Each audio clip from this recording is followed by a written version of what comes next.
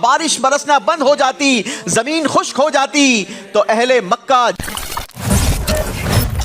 दुनिया का पहला पहाड़ जबले अबी कुबैस है, इसकी फजीलत सुनाइए। वैसे तो कई सारी फजीलत है, एक ही फजीलत बयान कर दीजिए। जबले कुबैस पर दुआ कबूल होती है। अहले मक्का कहत साली के मौके पर यहाँ आकर दुआ करते हैं। जी, जब अहले मक्का को कहत साली का सामना करना पड़ता, बारिश बरसना बंद हो जाती, जमीन खुश्क हो जाती, तो अहले मक्का जबले अबी कुबैस पर आकर अल्लाह पाक से दुआ किया करते थे।